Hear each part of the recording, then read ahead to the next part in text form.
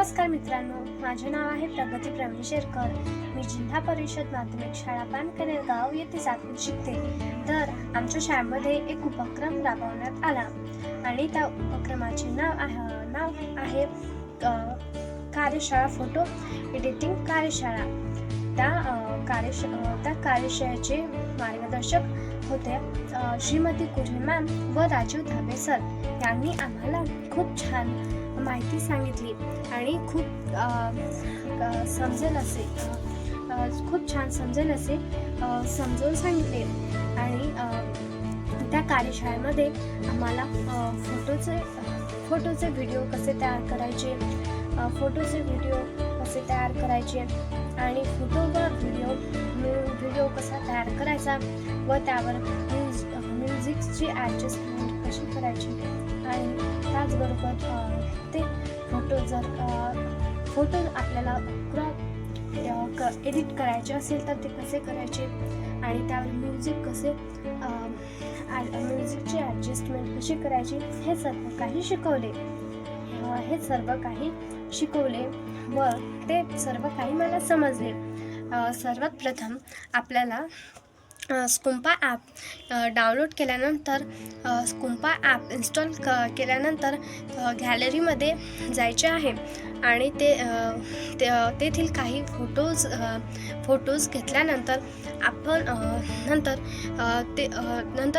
काही खाली ऑप्शन्स येतात आणि नंतर त्या ऑप्शन्सवर क्लिक केल्यानंतर आपल्याला त्या ऑप्शन्सवर क्लिक केल्यानंतर तेथे काही स्टिकर्स वगैरे आपण स्टिकर्स वगैरेची काही ॲडजस्टमेंट करू शकतो आणि हे सर्व काही आम्हाला समजावून सांगितले। आणि कार्यशाळेमध्ये खूप काही शिकवले आणि आपण मोबाईल वापरतो पण आपण मोबाईलचा वापर करतो। मोबाईलमध्ये आपण फक्त यूट्यूब रील्स पाहतो पण आपल्याला ते मोबाईलमधले नॉलेज समजायला हवे आणि त्यामध्ये सर्व काही आपल्याला समजायला हवे म्हणून ही कार्यशाळा राबवण्यात आली आणि आमच्या शाळेत राबवण्यात आली आणि त्यामुळे आम्हाला सर्व काही नवनवीन शिकायला मिळत आहे आणि आम्ही त्या कार्यशाळा राबवण्यात आली आहे आणि त्यामुळे आम्हाला खूप काही नवनवीन शिकायला मिळत आहे व मोबाईलचा वापर हा फक्त रील्स पाहण्यासाठी नसतो तर त्यामध्ये खूप काही आपण त्याचा वापर करू शकतो आणि मोबाईलचा आपल्याला फायदासुद्धा होतो। पण मोबाईलचा फायदा होतो म्हणून आपण जास्तसुद्धा मोबाईल पाहायला नाही पाहिजे।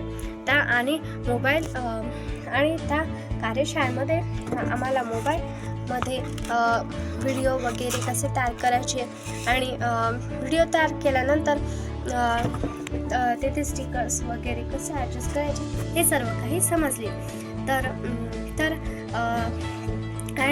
यासाठी एक ॲप डाउनलोड करावा लागतो। ती ॲप आहे स्कुम्पा ॲप। ती ॲप डाउनलोड केल्यानंतर त्या ॲपमध्ये जायचे आणि गॅलरीमध्ये गेल्यानंतर काय फोटोज वगैरे घ्यायचे आणि नंतर व्हिडिओ जो आपण तयार केलेला आहे तो व्हिडिओ घ्यायचा आणि त्यावर म्युझिकची ॲडजस्टमेंट करायची। नंतर त्या साध्या व्हिडिओ फोटोजपासून एक नवीन व्हिडिओ फोटो तयार होतो। हे सर्व काही मला कार्यशाळेमध्ये समजले। धन्यवाद।